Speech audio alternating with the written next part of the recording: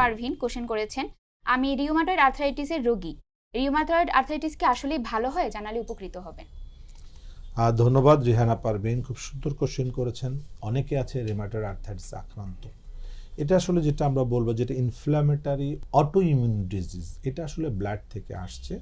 এটা আসলে ভালো হয়ে যাবে এই কথাটা বলা ঠিক না, ভালো হয়ে যাওয়া সম্ভব না, বাট এটাকে ভালো রাখা সম্ভব।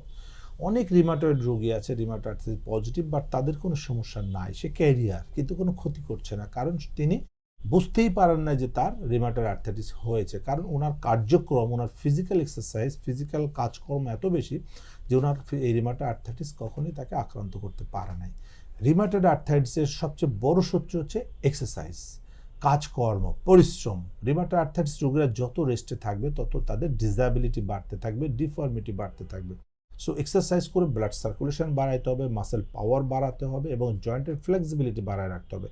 সো রিউমাটয়েড আর্থ্রাইটিসের জন্য সবচেয়ে বেস্ট ট্রিটমেন্ট হচ্ছে ফিজিওথেরাপি এবং এক্সারসাইজ, সেলফ এক্সারসাইজ।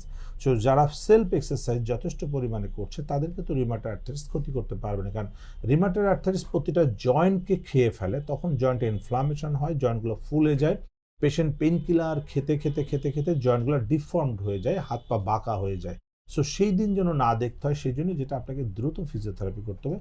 ফিজিওথেরাপি চিকিৎসার মাধ্যমে এটাকে ভালো রাখা সম্ভব, কিন্তু ভালো করে ফেলা এটা সম্ভব না, বাট ভালো রাখতে পারবেন। তো আমি আপনাকে সাজেস্ট করব আপনি একজন ভালো কোয়ালিফাইড ফিজিওথেরাপি বিশেষজ্ঞের পরামর্শ নিয়ে আপনি চিকিৎসাটা করেন, ইনশাআল্লাহ ভালো থাকবেন।